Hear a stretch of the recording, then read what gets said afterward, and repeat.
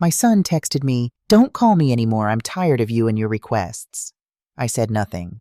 2 months later, he called back. "Mom, we urgently need $2,000 for rent." I replied, "I'm sorry, I don't know who you are, I don't have a son."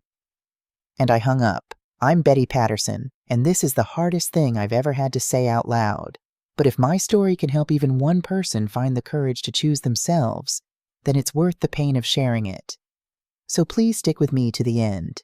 And if this resonates with you, drop a comment telling me where you're listening from. I want to see how far this story travels. For 63 years, I believed that motherhood was forever, an unbreakable bond. A covenant that survived anything, lies disappointment, even betrayal. I raised my son Daniel in our modest 3-bedroom house in Columbus, Ohio, the same house where I still live today, surrounded by ghosts of what used to be. His father left when Daniel was 7, just walked out one Tuesday morning after breakfast, said he was going to work, and never came back. I found the note on the kitchen counter that evening. "I can't do this anymore. I'm sorry." That was it. 27 words to end a marriage and abandon his child. So it was just us, me and my boy. I worked double shifts as a nurse at Riverside Hospital, sometimes pulling 16-hour days just to keep the lights on and food on the table. I remember Daniel's face pressed against the window some nights, waiting for me to come home at 10-11 midnight.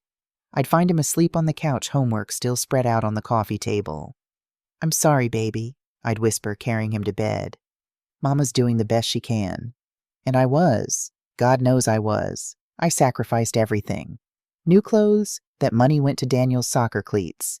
A vacation that became his college fund. A social life. What's that? My life was work, Daniel's sleep, repeat.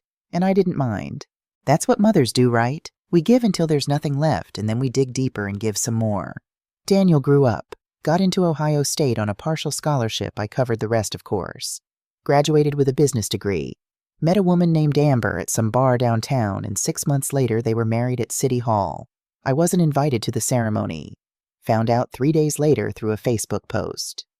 "We wanted to keep it small, Mom," Daniel explained over the phone, sounding annoyed that I was hurt.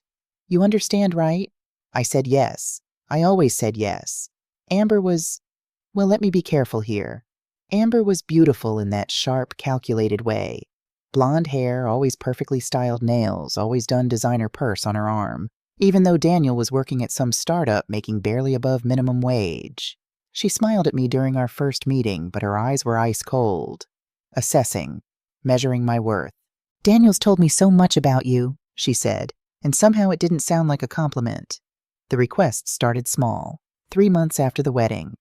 "Mom, can you help us with the security deposit for an apartment, just $2,000? We'll pay you back next month when Daniel gets his bonus." I said yes. The bonus never came. The payback never happened. 6 months later, Mom Amber's having some health issues. "We need $8,000 for medical bills. Insurance won't cover it." I said yes. I picked up extra weekend shifts, dipped into my savings. A year later, "Mom, our car broke down. $4,000 for repairs. It's an emergency." I said yes. I pushed back my retirement by another year. The pattern was clear, had been clear for years, but I refused to see it. Or maybe I saw it and told myself the lie that all mothers tell themselves: they need me. What kind of mother would I be if I said no? Daniel and Amber would disappear for weeks, sometimes months. No calls, no texts, radio silence. Then suddenly my phone would light up with Daniel's name and my heart would leap. My boy is calling, only to hear that familiar tone in his voice. Not "Hi, Mom, I missed you," but "Hey, Mom, so we've got this situation." And I'd open my wallet. Every single time. Last April, on Daniel's 35th birthday, I called him. I'd spent the morning baking his favorite chocolate chip cookies with walnuts, the recipe my mother used to make. I had them wrapped up, ready to drive over if he'd let me visit. Amber answered his phone. "He's busy," she said curtly. Not "Hi, Betty," or "Happy to hear from you," just "He's busy." I could hear Daniel in the background, laughing. At something on TV, probably. That easy, carefree laugh I hadn't heard directed at me in years. "Can you just tell him I called?" My voice came out smaller than I intended. Tell him I love him." She hung up without responding. I stood in my kitchen, the phone still pressed to my ear, listening to dead air. The cookies sat on the counter, cooling. I never delivered them. I ate one myself that night, sitting alone at my kitchen table, and it tasted like ashes. 2 weeks later, I called again. I'd been feeling unwell for days. Chest pains that came and went. Shortness of breath. My doctor, Dr. Sandra Kim, who'd been my physician for 15 years, wanted to run some cardiac tests. Probably just stress, she'd said, patting my hand. But let's be sure, I was scared. 53 years old, no 63. God, when did I get so old and facing potential heart problems alone? I just needed to hear my son's voice. Just needed to know that if something happened to me, someone would care. Daniel answered this time. Third ring. Mom. Not a question, not a greeting, a statement. Flat. Almost annoyed. Hi, sweetheart. I just wanted to...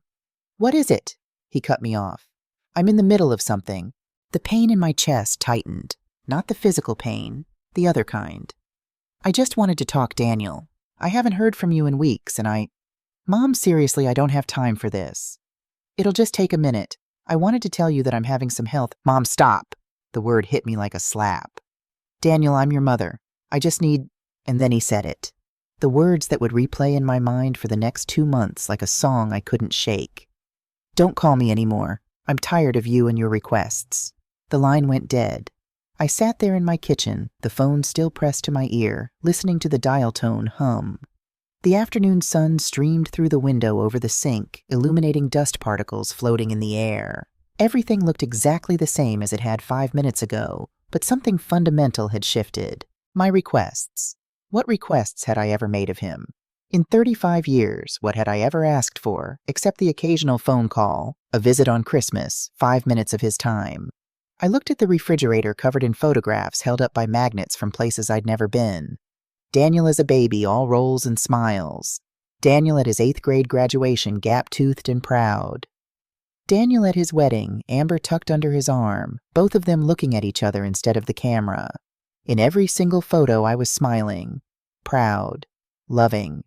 Had I been blind this entire time, I didn't call again. Not the next day, not the next week. Not when Dr. Kim called with my test results negative, just stress like she'd predicted. Not when I went to my follow-up appointment. Not when I picked up my prescription for anxiety medication that I was too proud to fill. I did everything alone. And slowly, day by day, I started to realize something I'd been alone for years. I just hadn't admitted it to myself. 8 weeks passed. 8 weeks of silence. 8 weeks of learning what it meant to truly have no one waiting on the other end of the line. But something strange happened in those 8 weeks. Something I didn't expect. I started living again. It began small. Margaret Chen, my friend from the hospital we'd worked together for almost 30 years before I retired, called to check on me. Betty, I haven't heard from you in a while. Everything okay? I almost lied. Almost said I'm fine like I always did. Instead, I heard myself say, no, actually, I'm not okay. Can we meet for coffee? We met at the corner bakery on High Street. I told her everything. Every request for money, every missed holiday, every broken promise. Daniel's final words to me. When I finished, I expected judgment. Or platitudes. Oh, honey, he didn't mean it. Or, he's just going through a hard time. Instead, Margaret reached across the table and gripped my hand so hard it hurt. It's about damn time, she said. What, Betty, I've watched you bleed yourself dry for that boy for years. Years. And I've bitten my tongue because you seem to need to learn this lesson yourself. But honey, what he said to you, that was a gift. A gift. I almost laughed. It felt like a knife. Sometimes the knife is what cuts you free. Margaret convinced me to join her book club at the Worthington Library. 6 women all around my age meeting every Thursday evening to discuss whatever we'd read that month. I almost didn't go to the first meeting. Almost convinced myself I was too busy, too tired, too heartbroken. But I went. And something about sitting in a circle with these women who didn't know my history, didn't know my pain, who just saw me as Betty, a person with thoughts and opinions about the Midnight Library. It was healing in a way I didn't expect. I started volunteering at the Columbus Humane Society on Saturday mornings. Walking dogs, socializing cats, finding comfort in creatures who didn't ask anything of me except presence. I took up gardening, transforming my neglected backyard into something beautiful. Tomatoes, basil, zinnias that bloomed in riots of pink and orange. 8 weeks of not waiting for my phone to ring. 8 weeks of discovering that I was a whole person, not just Daniel's mother. 8 weeks of clarity. And then on a Tuesday evening in July, my phone buzzed. Daniel's name flashed across the screen. My hand hovered over it. For 5 seconds, maybe 10, I just stared at his name. Something inside me had crystallized during those 8 weeks. Something had hardened into a truth I could no longer ignore. I answered. "Mom." His voice was different now. Urgent. Almost panicked. None of the casual dismissiveness from our last call. "Mom, Amber and I really need your help. Not how are you, not I'm sorry, just straight to the need. We're behind on rent." He continued, words tumbling out fast. "We need $2,000 by Friday or we're getting evicted. Can you transfer it today? Like right now?" The silence on my end must have unnerved him because he added, "Please, Mom, we're desperate." The words came out of my mouth before I'd even fully formed the thought. They were calm, cold, final. "I'm sorry. I don't know who you are. I don't have a son." I hung up. My hands weren't shaking. My heart wasn't racing. Instead, I felt something I hadn't felt in years, clarity. Sharp, crystal clear clarity about what I had to do next. The phone rang again. I turned it off. I made myself a cup of chamomile tea and opened my laptop. If I was really going to do this, if I was really going to stand my ground, I needed to see the truth in black and white. I needed documentation. I pulled up my online banking, logged in, and started going through my transaction history. 1 year back? 2 years. 3, 5. And there it was spread out before me in neat columns of debits: $15,000 for their house down payment, $8,000 for Amber's medical emergency, $4,000 for car repairs, $6,000 for nursery furniture after Amber's miscarriage, $12,000 for credit card debt, $9,000 for legal fees. Daniel never explained. $3,000 here, $2,000 there, $500 for groceries, $1,200 for utilities, on and on and on. I opened a spreadsheet and started adding it up. The final number made me gasp out loud. $63,000 in 5 years. I sat back in my chair, my tea forgotten and growing cold beside me, staring at that number.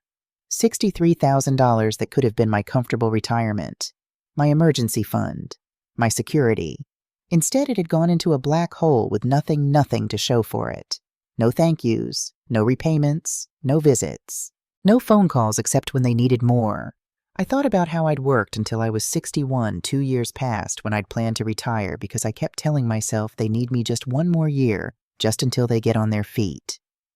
But here was the pattern, stark and undeniable. They'd never gotten on their feet because they'd never had to. I'd always been there.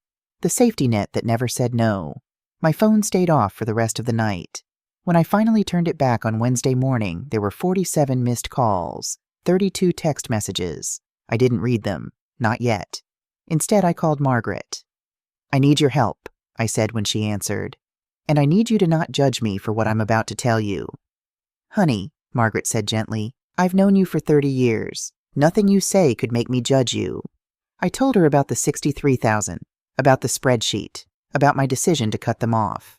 There was a long pause when I finished. "Betty," she finally said, her voice thick with emotion, "I'm proud of you. But you need to protect yourself now. Really protect yourself. Do you have a lawyer?" "A lawyer, Margaret. I'm not suing my own son. Not to sue him. To protect you from what's coming next. Because, honey, they're not going to take this lying down." She was right, of course.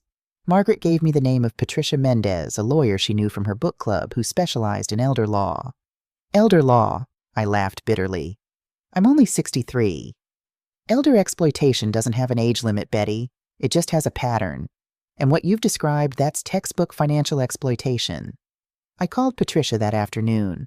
Her voice was warm but professional, the kind of voice that had clearly comforted many people through difficult situations. "Mrs. Patterson," she said after I'd explained everything, "I'm going to be direct with you. What you're describing is financial abuse. It's more common than you'd think. And yes, it often happens with adult children. The good news is you've already taken the most important step. You've stopped the flow of money.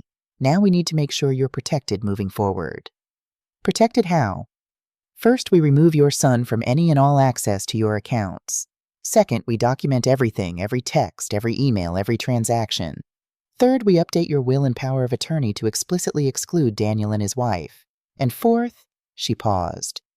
Mrs. Patterson, you need to prepare for the possibility that they might escalate. Escalate how? Show up at your house. Make accusations. Try to manipulate you emotionally. In extreme cases, some people even file false reports with Adult Protective Services claiming their parent is incompetent. I'm not saying Daniel will do that, but we need to be prepared. My blood ran cold. Can he do that? Anyone can file a report. But if we have documentation showing you're of sound mind and have made these decisions deliberately, those reports won't go anywhere. That's why documentation is crucial. Thursday morning, Margaret drove me to First National Bank. I'd barely slept, but I'd never felt more awake. The banker, a young woman named Jessica, who'd helped me open my savings account years ago, smiled as I sat down. Mrs. Patterson, how can I help you today? I need to remove my son from all my accounts, I said. My voice was steadier than I expected. Checking savings everything, and I need to make sure no one but me can access them. Jessica's smile faltered slightly. Oh, is everything all right? It will be, I said. The process took 45 minutes. Paperwork, signatures, new PIN numbers. Jessica explained that Daniel would receive a notification letter within 5 business days, but until then, technically he could still access the accounts. She flagged them with a note that any unusual activity should be reported to me immediately.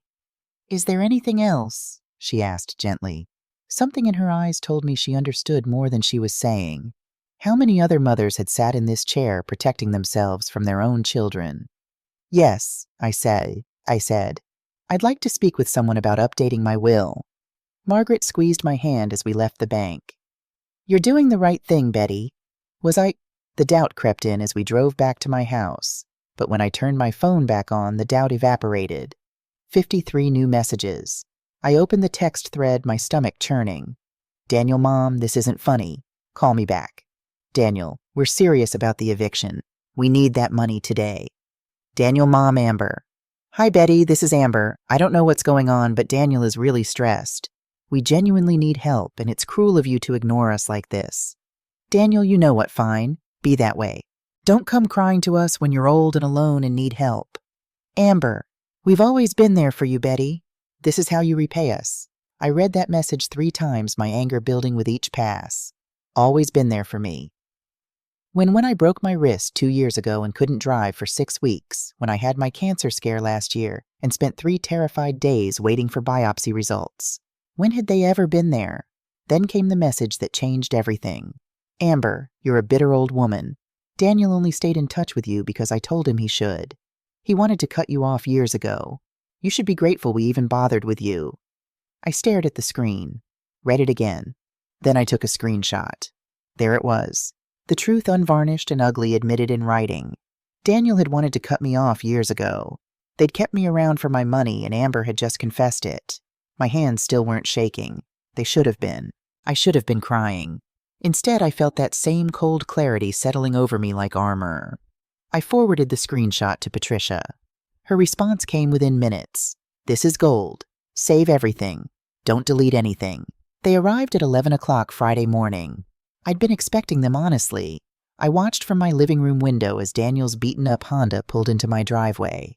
Both of them got out, Daniel looking haggard and unshaven in sweatpants and a stained t-shirt, Amber surprisingly put together in business casual, her blonde hair pulled back in a severe ponytail. Margaret was sitting on my couch.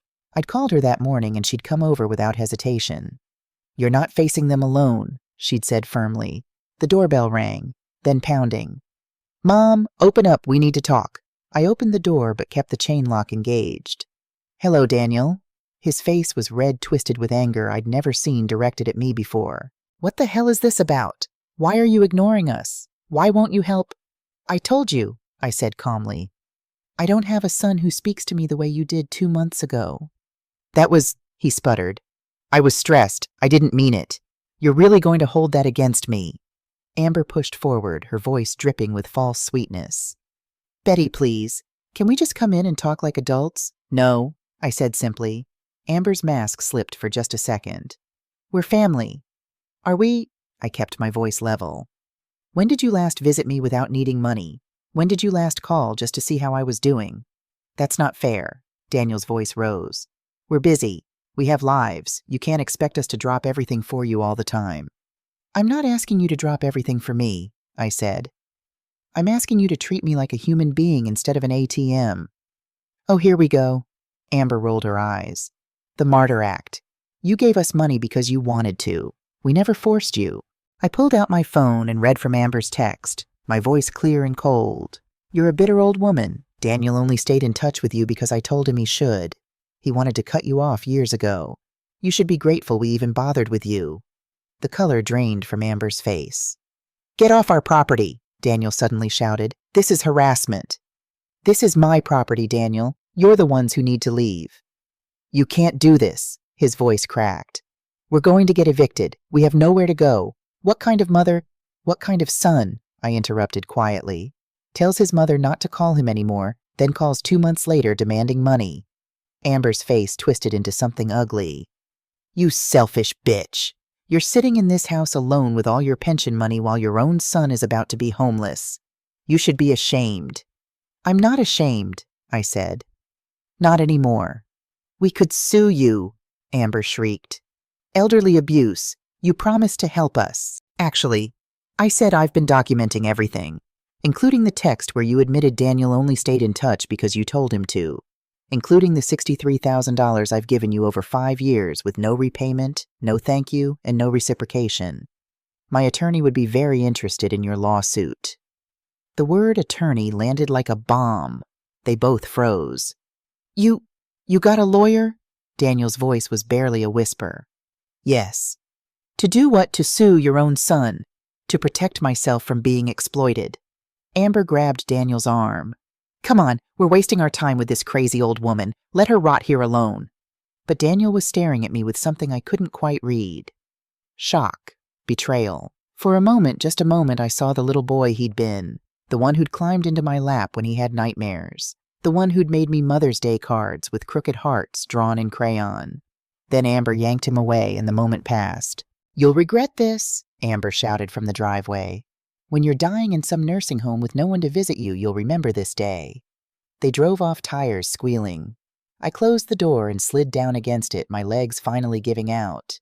Margaret rushed over, wrapping her arms around me. You did it, honey. You did it. I'd been so strong during the confrontation. But now in the safety of my own home with my best friend beside me, I finally let myself cry. Not for Daniel, not anymore. But for the mother I'd been. For the illusions I'd held. For the love I'd given that had been weaponized against me. Thursday evening, I went to my book club meeting, something I'd been avoiding for weeks because I felt ashamed about my family situation. But Patricia had encouraged me to maintain my normal activities. Don't let them isolate you, she'd said. The women welcomed me warmly. We were supposed to discuss the Midnight Library, but during the break, I found myself sitting next to Helen Crawford, a retired school teacher in her 70s with kind eyes and silver hair. You seem troubled, dear, she said gently. I don't know what came over me, but I told her everything. When I finished, I expected judgment, or platitudes. Instead, Helen nodded knowingly. My daughter did the same thing to me, she said quietly. For 12 years. Car payments, rent, credit card debt. I gave and gave and gave because that's what mothers do, right? She smiled sadly. It took me having a stroke and nearly dying before I realized she only came around when she needed something. I cut her off 5 years ago. Do you ever regret it? I whispered. Every day, Helen admitted. But you know what I regret more? All those years I enabled her. All those years I taught her that Mom would always fix everything, that she never had to face consequences. She took my hand. Betty, can I tell you something that took me years to understand? I nodded, unable to speak. It was partly my fault. I pulled back, shocked. How could it be your fault they took advantage of you? No, listen. Helen's grip tightened. Not the taking advantage part. That's on them. But the creating a person who expected it. That was me. Every time I gave her money instead of letting her learn to budget. Every time I paid her late fees instead of letting her face eviction. Every time I rescued her from her own choices. I taught her that she didn't have to be responsible. That Mommy would always save her. The words hit me like a physical blow. I thought I was being a good mother, Helen continued, but I was creating someone who couldn't stand on their own feet. And the kindest thing, the most loving thing I ever did was finally stop. I sat there, Helen's words echoing in my mind as the book club reconvened, but I barely heard the discussion about parallel universes and second chances. I was too busy thinking about Daniel at 16 getting fired from his first job for showing up late. I'd called his manager and begged for a second chance. Daniel at 22 racking up credit card debt. I'd paid it off and lectured him about responsibility, but what had he learned? That Mom would fix it. Daniel at 28 losing his job. Instead of letting him scramble and figure it out, I'd given him money to tide him over. For 6 months. Oh God. Helen was right. I hadn't created Daniel's entitlement, but I'd fed it, nurtured it, made it possible. That night I sat at my kitchen table and wrote in the journal Patricia had suggested I keep. Maybe part of this is my fault. Not the way Daniel treats me now, that's his choice. But the fact that he never learned to stand on his own, that might be on me. I was so afraid of him suffering, so afraid of him struggling the way I did that I never let him learn the lessons he needed to learn. But recognizing my role in creating this problem doesn't mean I have to keep making the same mistake. Maybe the most loving thing I can do now is stop. Finally stop. Let him fall. Let him learn. Let him grow. Even if it breaks my heart. Writing those words felt like lancing a wound. Painful but necessary. For the first time since this whole nightmare began, I didn't feel guilty about my decision. I felt resolved. I wasn't abandoning my son. I was finally teaching him the lesson I should have taught him decades ago. You are responsible for your own life. And I was teaching myself a lesson too. Loving yourself isn't selfish. It's necessary. 3 weeks later, they came back. It was a Sunday evening and I was making dinner, just simple pasta with marinara sauce, when the doorbell rang. Through the peephole, I saw them both again. But this time something was different. Daniel was holding flowers. Cheap grocery store carnations, but still. And his face wasn't angry. It was soft, pleading. Amber was dressed casually in jeans and a soft sweater, her makeup lighter than usual. She looked almost vulnerable. I texted Margaret, "They're here." Her response was immediate door chain. Phone recording. "Do not let them in." I cracked the door chain, still attached. "Mom." Daniel's voice was gentle. The voice he'd used as a child when he wanted something. "Please, can we talk, really talk? No anger, no demands, just talk. We can talk right here. Mom, please, it's cold out here." He shifted the flowers in his hands. 5 minutes, that's all we're asking. Against every instinct Patricia had drilled into me, I opened the door, but I didn't invite them to sit. We stood in my entryway, an awkward triangle. Daniel held out the flowers. "These are for you, a peace offering." I took them but said nothing. "I've been doing a lot of thinking," Daniel continued, "and you were right. I haven't been a good son. I want to change that." Amber stepped forward, her eyes glistening with what might have been real tears. "Betty, I owe you an apology too. Those texts I sent were cruel. I was stressed about our situation and I took it out on you. That wasn't fair." "What do you want?" I asked quietly. "Nothing," Daniel said quickly, too quickly. "We don't want anything. We just want to repair our relationship. That's all. You're my mom. I don't want to lose you over money." "You already lost me when you told me not to call you anymore." Daniel flinched. "I know. That was... God, Mom, I was so wrong. I've actually been going to therapy, trying to work through my issues. And one of the things I realized is how much I've taken you for granted. How much I've hurt you." It sounded sincere. So sincere. For just a moment, I wanted to believe it. "That's good, Daniel. I'm glad you're getting help." "We both are," Amber added. "Couples counseling. Our therapist actually suggested we come here today, to try to make amends face to face. Not to ask for anything, but just to acknowledge the hurt we've caused." "Your therapist suggested you come here," I repeated. "Yes." Daniel nodded eagerly. "She said accountability is important, that we need to own our mistakes." "What's her name?" They both froze, just for a fraction of a second, just long enough. "Dr. Morrison," Amber said smoothly. "She's in Columbus. We drive there twice a week." I looked at my son, really looked at him, at the way his eyes kept darting past me into the living room, at the way Amber's hand was on his arm, controlling him like a puppet on strings. "Here's the thing, Daniel," I said slowly. "I believe you might be in therapy. I believe you're struggling. What I don't believe is that you came here without wanting something. Mom, that's not... So let me ask you directly, what do you want?" The masks began to slip. Daniel's earnest expression tightened. Amber's sweet smile became strained. "Fine," Amber said, her voice losing its softness. "You want honesty? Here's honesty. We're about to lose everything. Everything. Not because we're lazy or irresponsible, but because life is hard, and sometimes people need help. You're sitting on a comfortable pension and Social Security while your own son is about to be homeless. What kind of mother does that? The kind who's been giving her son money for 5 years without a single thank you," I said. "We shouldn't have to thank you." Amber's voice rose. "You're his mother. That's what mothers do. They help their children."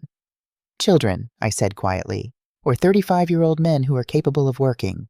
Daniel's face flushed red. "I am working, but it's not enough. Do you know what rent costs these days? Do you know what it's like to actually struggle?" "Yes," I said. "I raised you alone on a nurse's salary after your father left. I worked double shifts for years. I know exactly what it's like to struggle." "That was different," Daniel shouted. "You were supposed to take care of me. I was a kid." "And what are you now, Daniel?" The question hung in the air. Amber's face twisted with pure fury. "You're a selfish, bitter old woman. Daniel was right all along. You're just a guilt-tripping manipulator who uses money to control people." The irony was so stark, I almost laughed. "Amber," I said calmly, "do you hear yourself? You know what—" Amber grabbed Daniel's arm. "We're done here. Let's go." But Daniel wasn't moving. He was staring at me with an expression I'd never seen before. Raw, unveiled, hatred. "I hope you die alone," he said quietly, each word precise, deliberate. "I hope when you're old and sick and scared there's nobody there. Because that's what you deserve." Then they were gone. I stood in my entryway holding the cheap flowers, my hands trembling now, but not with sadness, with clarity. I threw the flowers in the trash and called Patricia. "They came," I said. "They tried to manipulate me again. It didn't work." "Good," Patricia said firmly. "Betty, you are not wrong. You are not cruel. You are simply refusing to be abused anymore." That night I slept soundly for the first time in months. The call came from a number I didn't recognize on a Tuesday afternoon, 4 weeks after their last visit. I almost didn't answer, but something made me pick up. "Mrs. Patterson," a woman's voice professional and concerned. "This is Karen Chen from Adult Protective Services. I'm calling regarding a report we received about your welfare. Do you have a moment to talk?" My blood ran cold. "What kind of report?" "We received a call from your son Daniel Patterson expressing concern that you may be experiencing cognitive decline and making unsafe financial decisions. He's worried about your well-being and has requested a welfare check." So this was their next move. If they couldn't guilt me or manipulate me, they'd try to have me declared incompetent. "Ms. Chen," I said, keeping my voice steady, "I can assure you that I am of sound mind.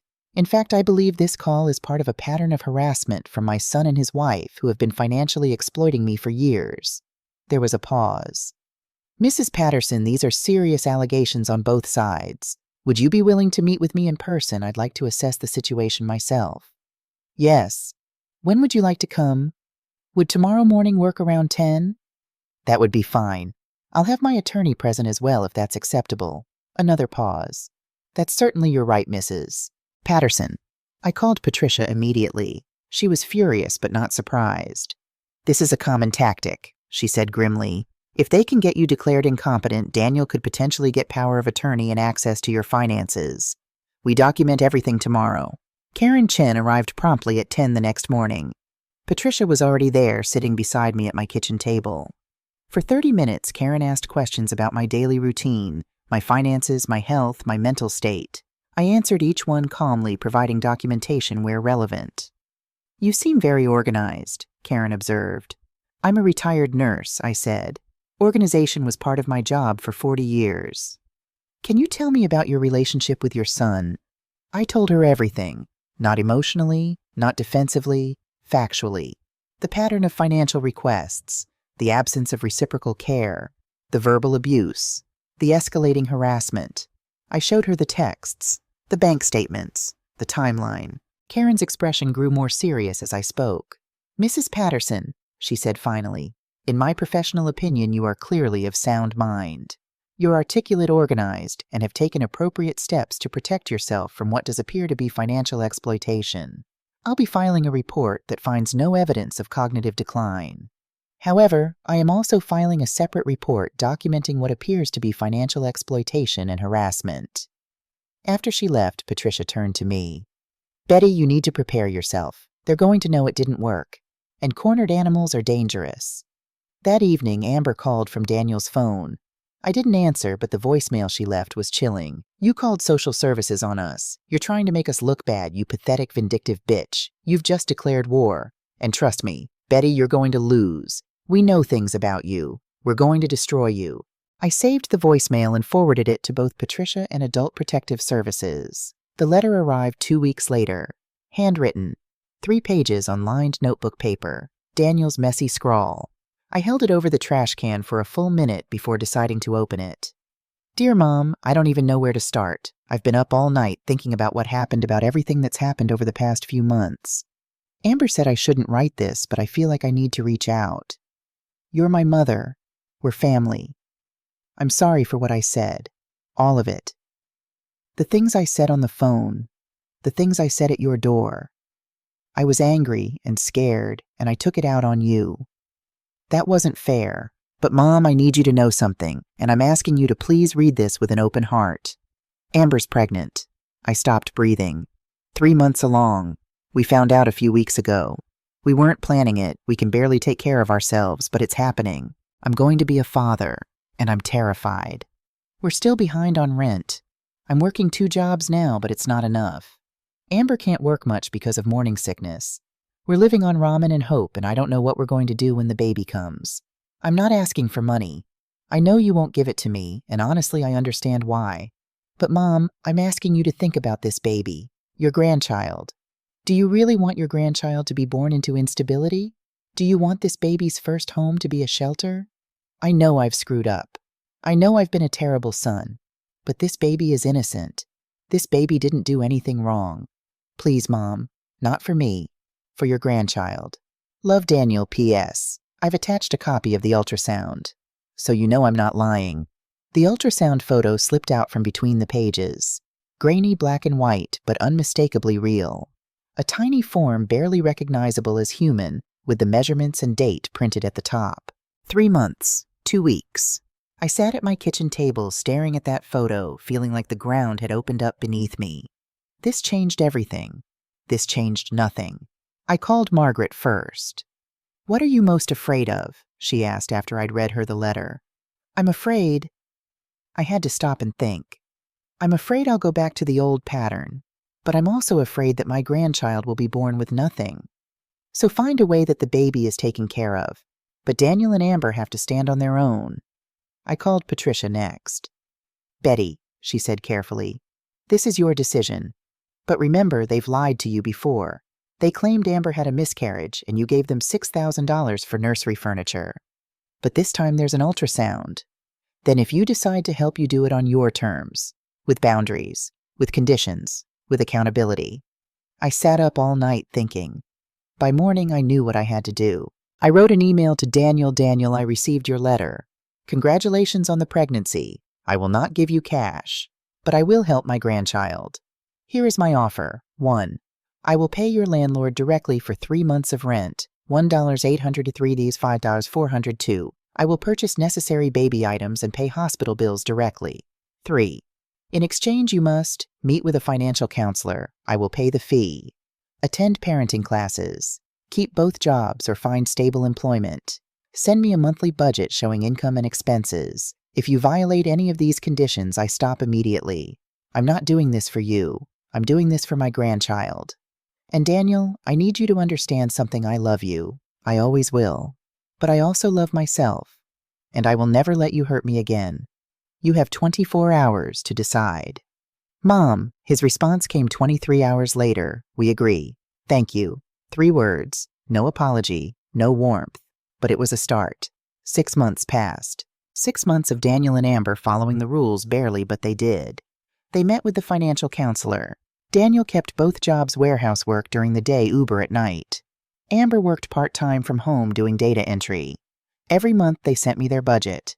Every month I paid the landlord directly. I bought a crib, a car seat, diapers, tiny clothes that seemed impossibly small. Our relationship was cold, transactional, but civil. And then on a Wednesday in late September, I got the text. Baby's here. Girl Emma. 7 Elbs 3 O's. No invitation to visit. No wish you were here. Just information. I sat staring at that text for 10 minutes, tears running down my face. Margaret called. You going to the hospital? I don't know if I'm welcome. Do you want to meet your granddaughter? Yes. God, yes. Then go. I arrived at Riverside Hospital 2 hours later, carrying a teddy bear and a hand-knit blanket I'd been secretly making for weeks. My heart pounded as I rode the elevator to the maternity ward. What if they turned me away? What if this was a mistake? Room 347. The door was half open. I knocked softly. Come in, Amber's tired voice called. I pushed the door open. Amber was in the bed looking exhausted, her hair pulled back in a messy bun. Daniel sat in a chair beside her, holding a tiny bundle wrapped in a pink hospital blanket. They both froze when they saw me. For 10 seconds, nobody spoke. I looked at Daniel holding his daughter, and suddenly all I could see was him at 3 days old, that same look of wonder and terror on my own face. Mom, Daniel said quietly. Not mom with excitement, just acknowledgement. I wanted to meet my granddaughter, I said. Daniel slowly stood and walked toward me. Carefully, reverently, he placed the baby in my arms. Emma was perfect. Tiny nose, rosebud mouth, eyes squeezed shut against the light. Hello, Emma, I whispered. I'm your grandmother. I looked up at Daniel, and for the first time in years, I saw tears in his eyes. Real ones. Mom, he said, his voice breaking. I'm so scared. I don't know how to do this. Nobody does, I said. You just do your best. Amber spoke from the bed, her voice hoarse. Thank you for helping us, Betty. I know we didn't deserve it. I looked at her, really looked at her. She looked young, vulnerable, human. Everyone deserves a chance, I said, but you only get one. I stayed for 30 minutes, held Emma, showed Daniel how to support her head, watched Amber try to nurse. When I stood to leave, Daniel touched my arm. Will you come back? I paused. Yes, but things are different now. I know, he said, and I'm going to try to be better, to be the kind of father and son I should have been. Don't try for me, I said. Try for her. 1 year later, I'm sitting in my backyard watching the tomatoes ripen. I see Emma twice a month, supervised visits at first until trust was rebuilt. She's walking now, 15 months old, with Daniel's dark hair, and I like to think my eyes.